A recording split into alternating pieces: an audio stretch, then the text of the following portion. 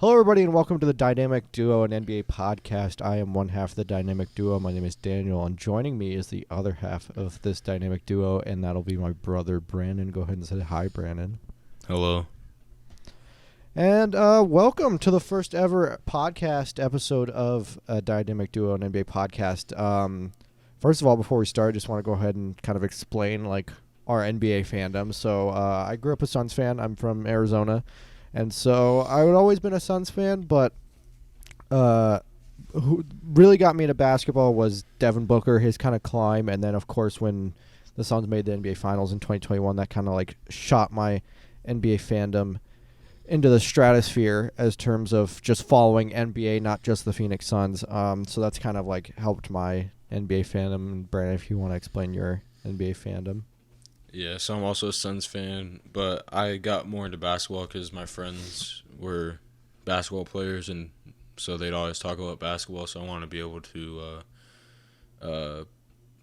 make conversation with them and argue about some of their points. Yes. Today, right now, as we're recording, this is 11 at night in Arizona, and the first two NBA games finished. We had the Sixers and Celtics, and we had the Lakers and Warriors.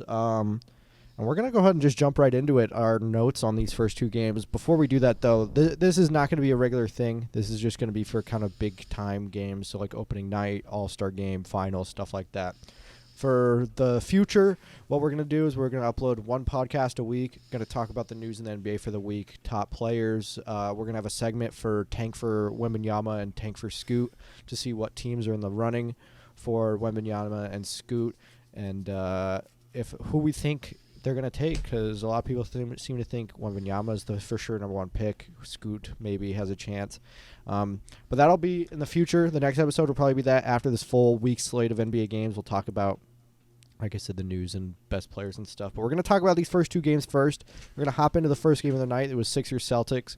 Of course, in Boston, the TD Garden, they started off with a really nice Bill Russell tribute. Had a video. They had Aloe Black, a singer. They had a poet read a poem. It was a really good tribute. But during the national anthem, Joel Embiid was caught on camera making a very weird face. It kind of seemed like he was impatient. They wanted to get it going, and I can get that because both games did not start on time. I think the Celtics game started maybe 10, 15 minutes late, and the Warriors-Lakers game started almost an hour late. Supposed to start at 7, and they started at 7:40. But anyway, this game was a very, very foul-heavy game. They were giving the calls to a lot of the guys. More specifically, they were giving a lot of the calls to James Harden. He had 12 free throws tonight to Embiid's 9. The Celtics as well. Tatum had 9 free throws, and Marcus Smart had 8 free throws, of course. Marcus Smart was flopping all over the hardwood. So was Embiid. Embiid and Smart were trying to out-flop each other. Every drive, they were trying to see who had the most ridiculous flop and what they could get away with the most. And the first quarter was with the fouls and the flopping and the free throws was about 40 minutes was how long the first quarter was, which is ridiculous for an NBA game. It was 36 true minutes instead of the 24 quarter limit or quarter time. When people talk about, I'm just going to go ahead and say this, we're both baseball fans. When people talk about the pace of play in baseball, the average game time is about 3 hours and 30 minutes. That first quarter felt like forever. Every time I'd look up at the TV, I would see, how is it still the first quarter? It's been 35 minutes and we're still in the first quarter. But Brandon, you wanted to point out how great the Celtics defense was tonight.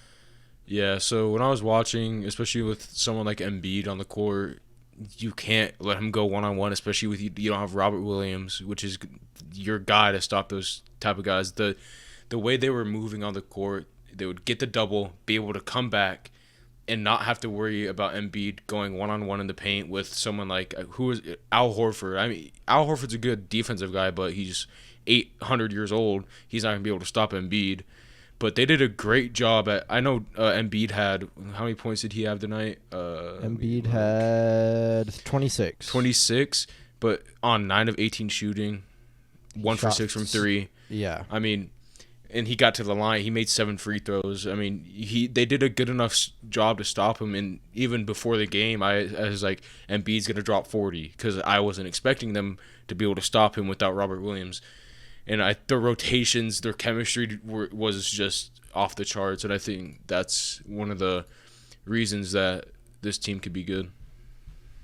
Yeah, I thought the same. I thought Embiid was going to go off more than he did this game, especially with the bigs that Boston was running with. I mean, they were running with Horford, Blake Griffin, Noah Vonleh, Grant Williams, who's a great player, but he's not. I don't think he's equipped to guard somebody like Embiid, who has like a 5-6 inch height advantage on Grant Williams. Grant Williams is 6'6", and I think Embiid's 7 foot. Yeah, so that's about a 6-7 foot or 6-7 inch difference. 7. So like those guys, first of all, Blake Griffin, Noah Vonleh, no offense to them, but I wouldn't say they're NBA caliber defensive players. Grant Williams is, but when you got a dude who's got a 7-inch advantage on you, that's gonna be tough to overcome. Of course, Boston didn't even play Josh Jackson. They didn't play Luke Cornett, and they didn't play Peyton Pritchard. Not playing was a big surprise to me because Ime Udoka seemed to fall in love with Peyton Pritchard, especially during the playoffs last year. Peyton Pritchard was coming off the bench first most of the time. Could have been injury or something they were trying to stop. Could have been injury. It could be the new Celtics head coach. Is it Uzama? What? I don't know. But I mean, I feel like him and Ime were pretty close. But I thought Cornette got in. Unless was that Hauser? I think that was Hauser. We were looking at. Okay. Joe Mazzulla, the new Celtics head coach. Yeah. Maybe he doesn't like Peyton Pritchard as much as Ime did. But that was kind of surprising for me that Peyton Pritchard didn't come off the bench. Another thing that surprised me was Matisse Thybulle barely got any playing time. Got less than a minute of playing time. And I get that Matisse Thybulle is not that great on offense. But when you're playing someone like the Boston Celtics, you would want somebody who can play defense like Matisse Thybulle to come out and guard Jason Tatum, to come out and guard Jaylen Brown. They had 70 combined points. Yeah, and I mean, Maxey can guard them, but let's be honest, Harden's not going to be guarding them. You got PJ Tucker being able to guard them, but you can't really start. Most of the time, they're guarding someone else. Yeah, so you would think you would want Matisse Thybulle coming off the bench and trying to guard one of those guys, but for some reason, Doc didn't play. He played Matisse Thybulle, what'd you say, like 24 seconds? It was, 23 seconds. Yeah, barely, not even a minute. I didn't even see him. Yeah, I didn't see him either, so that really confused me. Malcolm Brogdon, first of all, really impressed me tonight. He came off the bench, and he had 16 points. He had 2 steals. He had 4 assists and 2 rebounds, 7 for 11 shooting. He missed his 2 3 attempts, but he really impressed me coming off the bench. And I think Malcolm Brogdon was a huge pickup for the Celtics this offseason. And something with you rarely see with Malcolm Brogdon when, like, even any player joining a new team, for him to mesh that good in a team that's been playing together for, like, that starting 5 has been playing together for almost 3 years, I'd say, close to. With the exception of White, but then again, he wouldn't normally be a starter in this situation. But he played with him last year, so. Yeah. But for Brogdon to come in, drop 16 on 4 assists, he only had 1 turnover. I think the way he came in with the team, I think this is something that they needed last year to beat the Warriors. That little piece off the bench that could get them that extra, like, even get close to tying the game when they're behind. And Grant Williams, he had 15 off the bench, 5 for 5, 3 for 3 from the 3. I mean, those are the guys that you need coming off your bench. And yeah, even then, their bench is going to get deeper when Robert Williams comes back. I don't remember, was it a 6-month rehab for Robert Williams? I don't think so, unless he got surgery again. I thought it was 6 weeks. It was 6 weeks or 6 months, whatever it is. Robert Williams will come back. Moving, and then that'll move Derek White, a great shooter, off the to the bench. He didn't really shoot that much tonight. He had 2 points, 4 assists, a steal, 3 rebounds. He only shot 1 3. He shot 2 more times from the field, so he didn't really shoot a lot. Everybody gave it up to Tatum and Brown, who had 35 both. So great games from them. And then you wanted to talk about how you think Tatum has expanded his bag coming into this season. Yeah, so when I was watching the game, usually Tatum does the famous fading or the post up fade like Kobe does, and I really saw him driving more, which is something that he needs to do. And one thing, he needs to hit his threes a little bit, and he was kind of the way he was around the rim. I saw him reverse layup on, I think it was Embiid.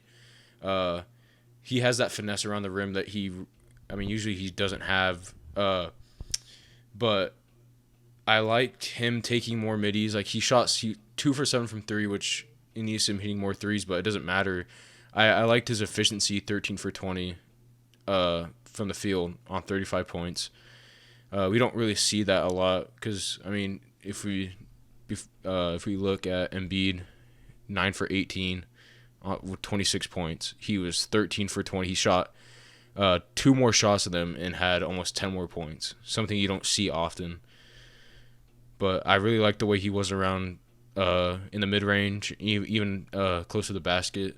Just he needs to work on that 3 a little bit more. Maybe he needs to bring that little step aside 3 back.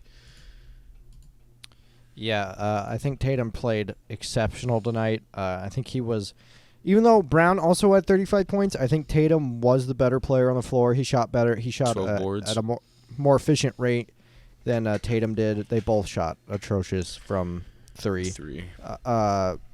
But Tatum had 12 rebounds to Brown's 3, 4 assists to Brown's 2.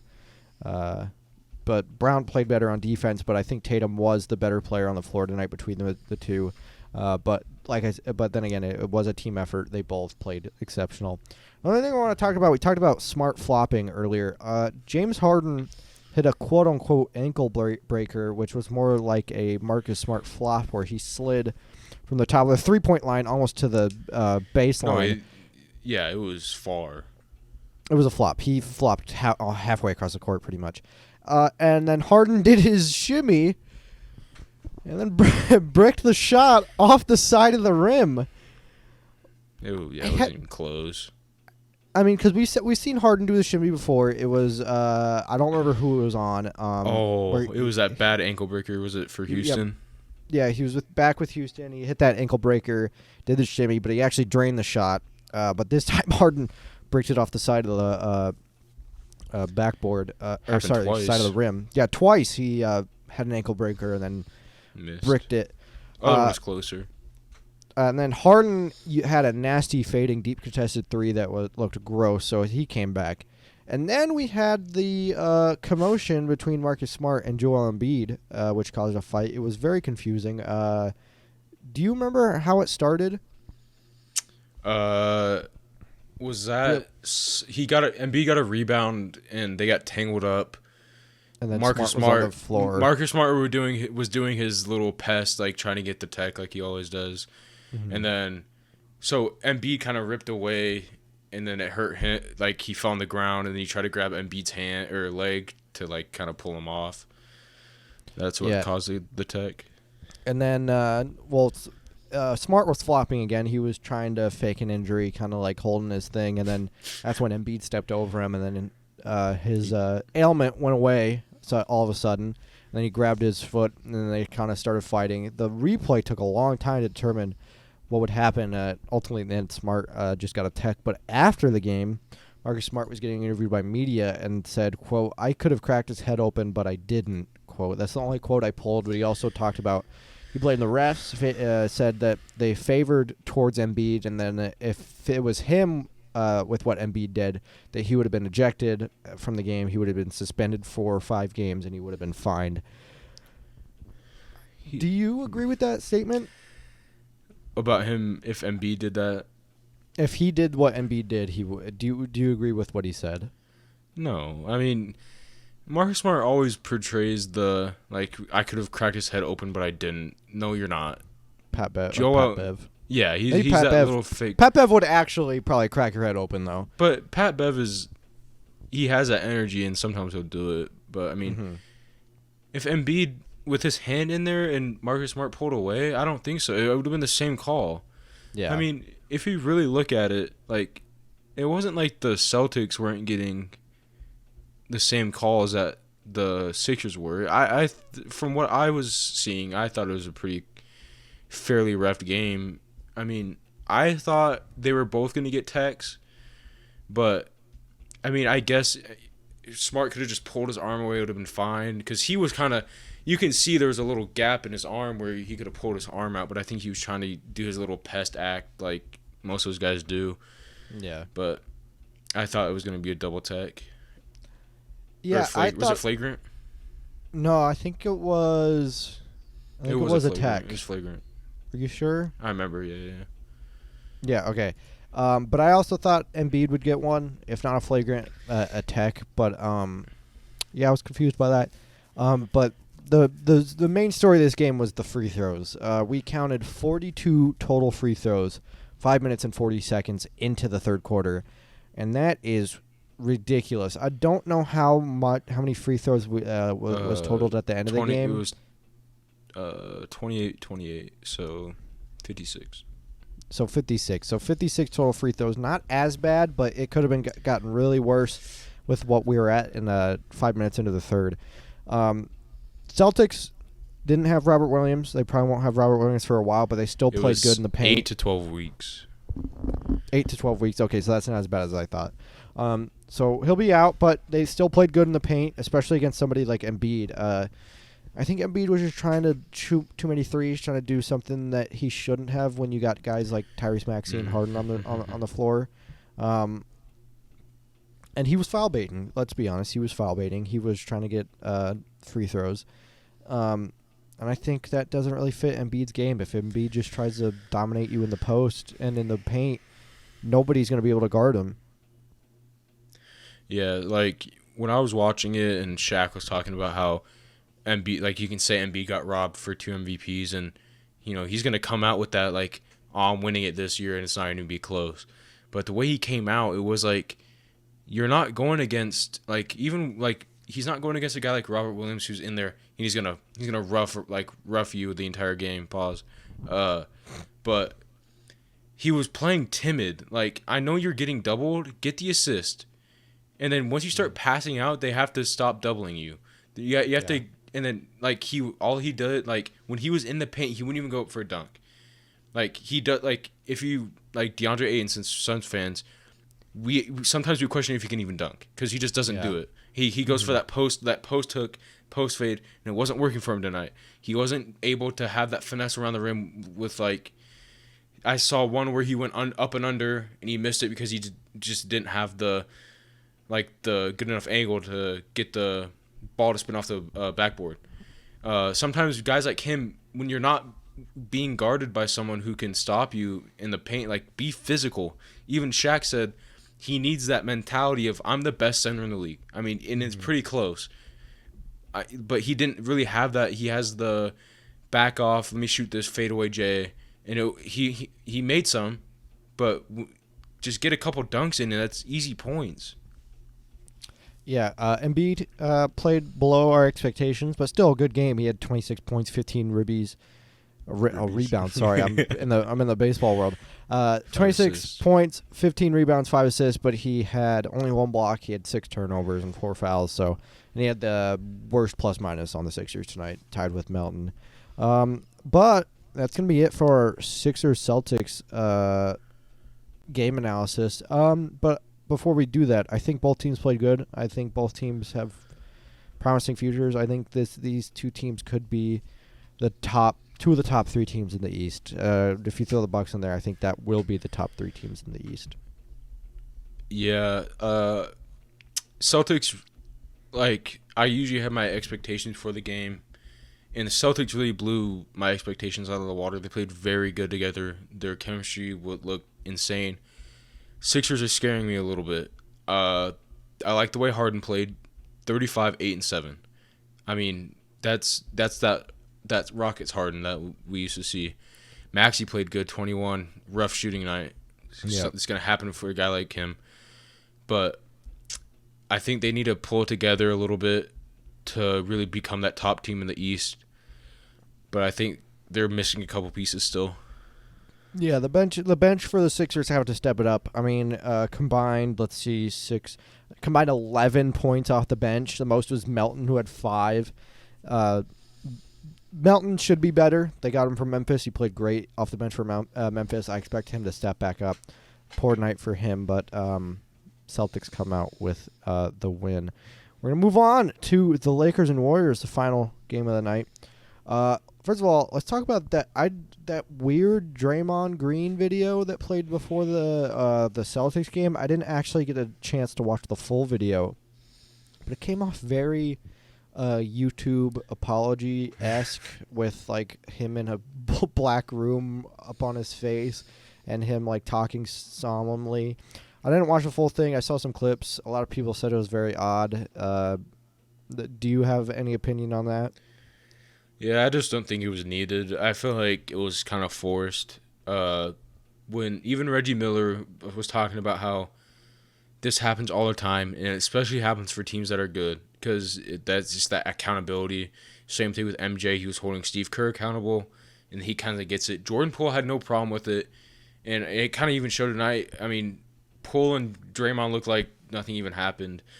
I think it was something that wasn't needed, and I feel like it was the Warriors like front office that kind of made him do it. Unless it was him, props to him, but I don't think it was really needed. Yeah.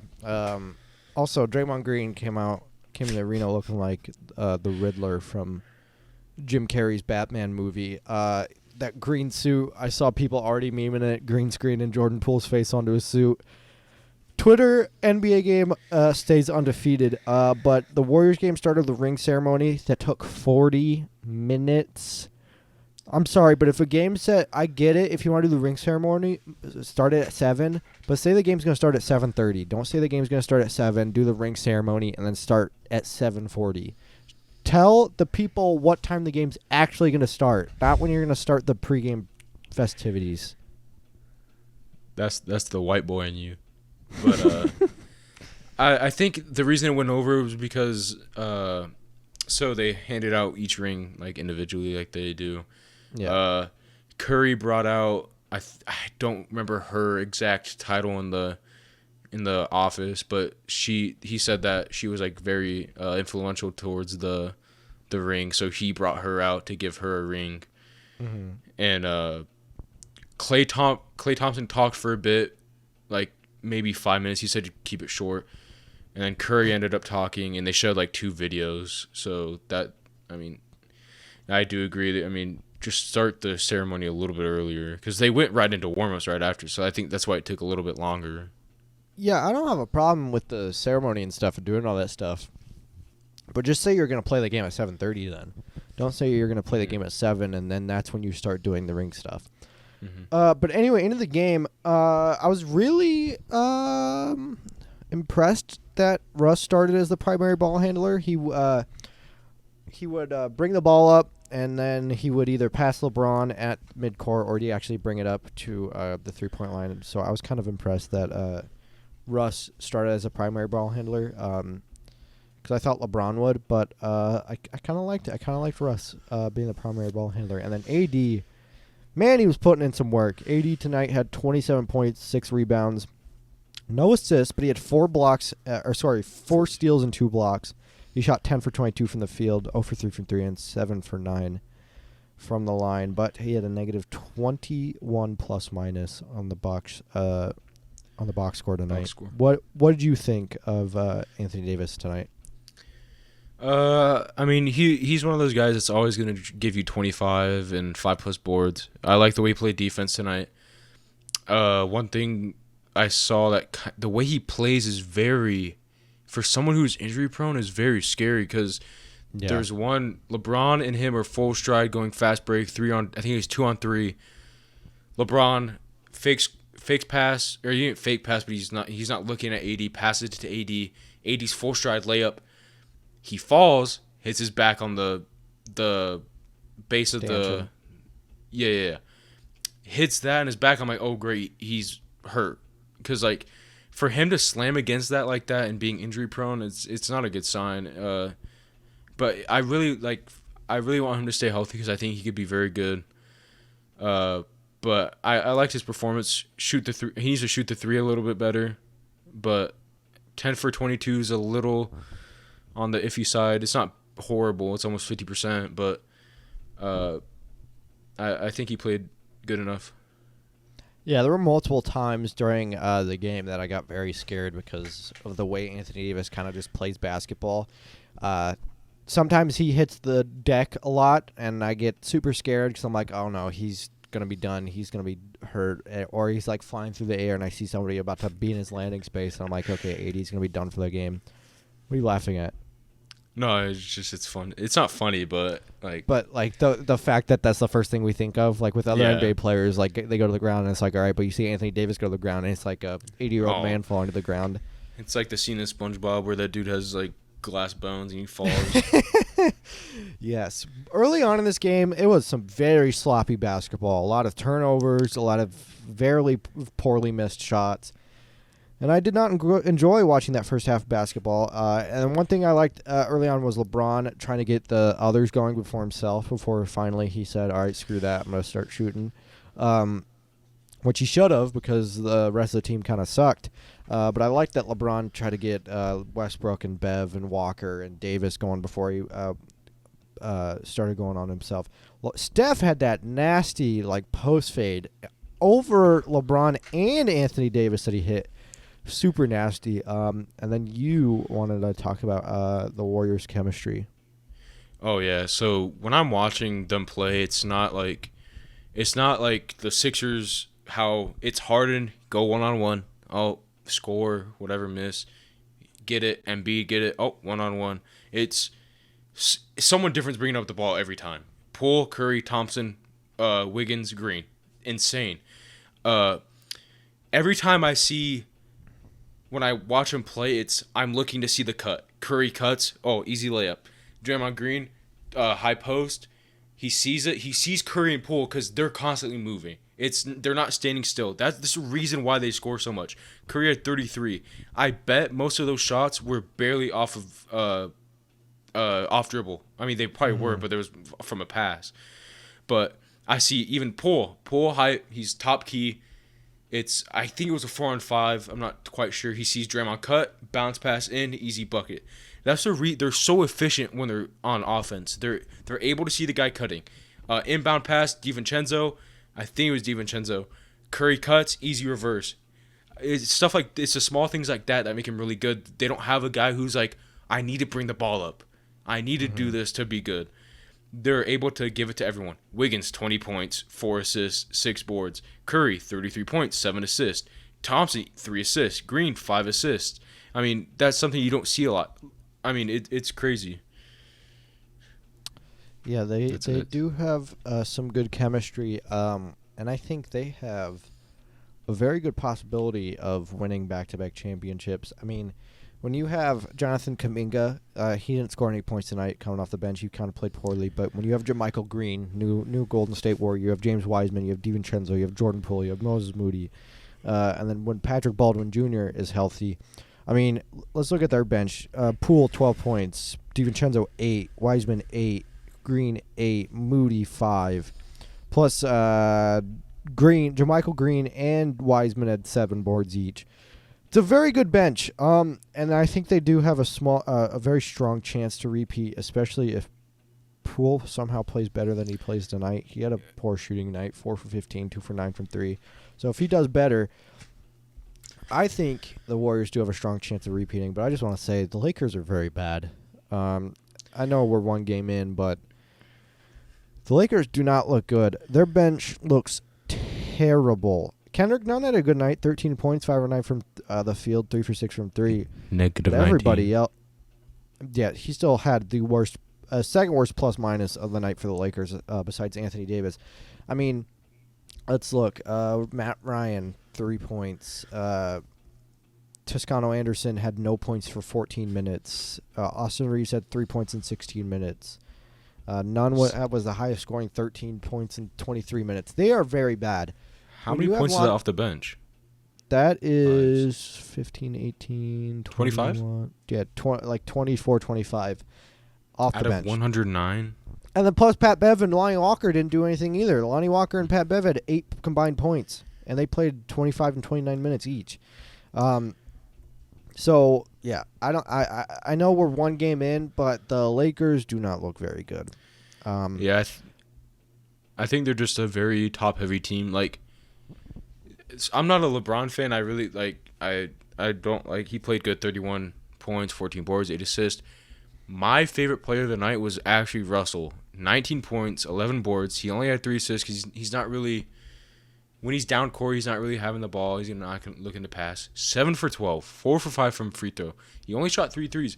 But I think he's starting to understand I have a role to play. I'm not OKC, Westbrook. I can't, 1-2 dribble, jump from the free throw line, dunk. I'm not that same dude anymore. It's to play the role. It's the reason why the Warriors are so good. They know their role. Looney, like for example, Looney, 6 boards, 7 points, 2 assists, a steal. He had a plus 30, meaning that his defense, like not on the box score, his defense was insane. He played good. He caused things to happen. But his stat line, just like Draymond, his stat line doesn't show it, but he's a good player. And I think this is a good sign for them, how the way Westbrook played, but they don't have the bench pieces to really step it up. And Damian Jones didn't play. I mean, it's going to be your backup center. They're not a deep enough team. And I think it's crazy they didn't keep their guys. They can still sign Carmelo and Dwight. I think they really do need to pick them up. I think you have to get rid of Gabriel. He played 8 minutes, but I don't think you need to pick up Dwight for him because you're kind of weak at that center position. Yeah. But they just don't look. They don't look like a well-oiled machine. Like, yeah, they don't mesh sometimes. Like James Davis and Westbrook not so much. Westbrook's off to the side. Even Charles Barkley said it doesn't look like he's really having fun out there like he used to.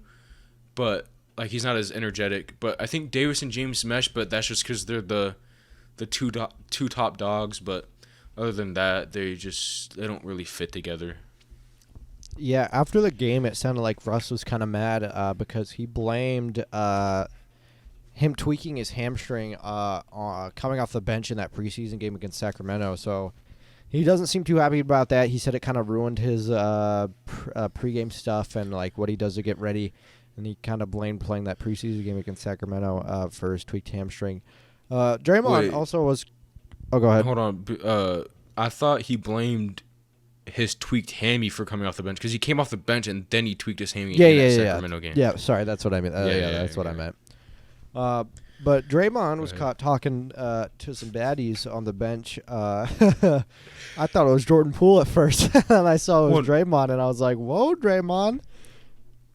I was so confused because I'm looking, I'm like, okay, usually I can see the two people who sit next to like the bench. I can usually see it. Mm-hmm. But then I'm looking, I'm like, where's the rest of the bench? I'm like, I didn't see anyone. You're just talking to these two girls. I'm like, come on, dog. You gotta. I know it's the Lakers, but you gotta lock in a little bit. Draymond still plays good. It was just funny. Triple single. Triple single. He had plus 12 while only putting up 4 points. But he also had 5 rebounds and 5 assists.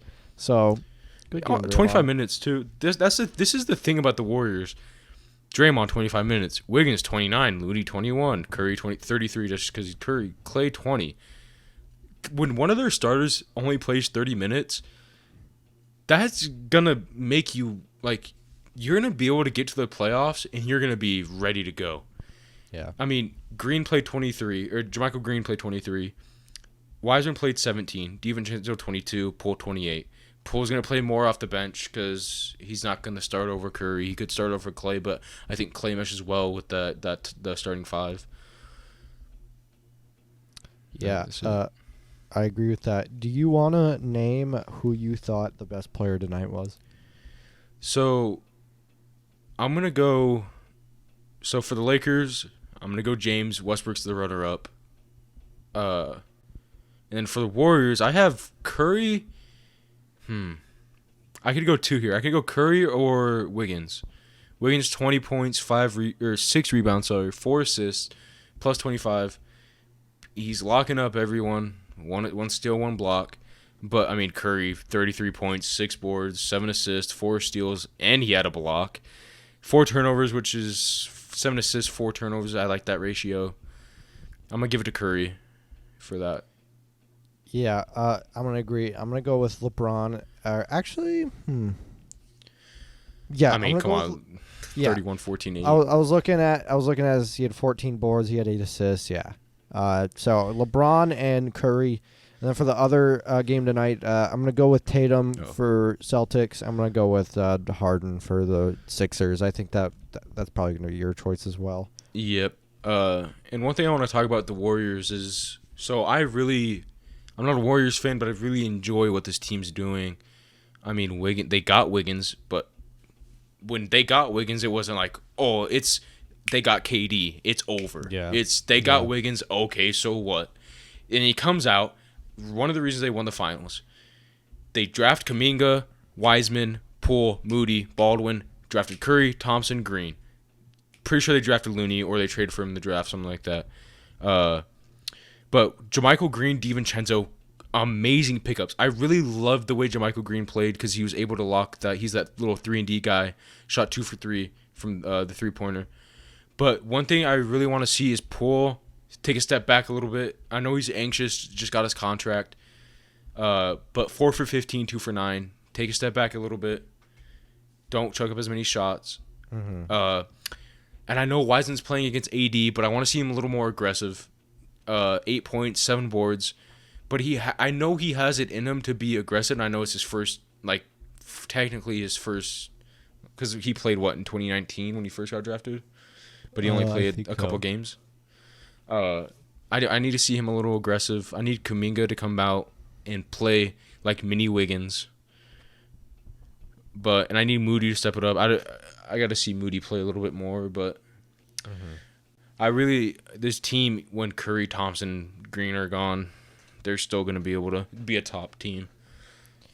Yeah, I tell you what, though, Sixers and the Lakers right now leading the tank for Wemby and the tank for Scoot races.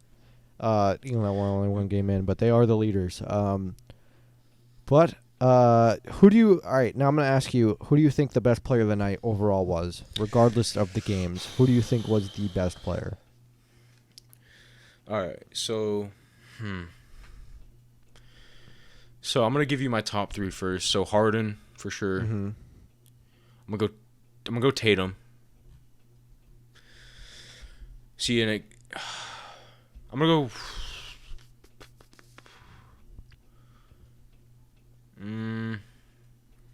Let's go Curry for my 3rd spot. LeBron barely misses just because 5 turnovers. He didn't play amazing defense. But so Curry, 33 points, 6 boards, 7 assists, 4 steals, 1 block. Played great all around. I don't like Tatum, 35, 12 boards, 4 assists, a steal, block, 3 turnovers. I'm going to go with Stephon Curry. Okay. My top player of the night, I am going to go with Jason Tatum. So Tatum had 35 points, 12 rebounds, 4 assists, a steal, a block, only 3 turnovers, which sounds bad, but when you compare it to the other top players of the night, it's pretty good. Only 1 foul, which I really like, the fact that he only committed 1 foul. Was really efficient from the field. He kind of didn't shoot that well from 3, but I'll give it a pass. He was 7 for 9 from the line tonight. So I'm going to have, I think Tatum was the best player tonight. Yeah. Only reason I say Curry over him was because, he had 4 steals. He was also 7 assists, 6 boards. Yeah. And he didn't shoot as efficient, and I really enjoy seeing that from Tatum. And I think he's going to take a step this year, getting all the hate he did in the finals. Excuse me. But I like the 3 turnovers from. I don't like it, but that was one of his problems last year. Was his he was given a lot of turnovers, but yeah, he was. I don't know. I like Harden though. I'm gonna go. I think Harden was above him, but okay. So your top player is Steph. My top player is Tatum. And that's going to do it for the first episode of the Dynamic Duo podcast. Thank you if you stayed this long. Make sure to go check out our Twitters and TikToks. It'll be right below here. We thank you for watching. Make sure to turn into the next episode. It should be about a week from now. Should be when it's going to be uploaded. But we thank you for watching. And make sure to come back next time. See you later.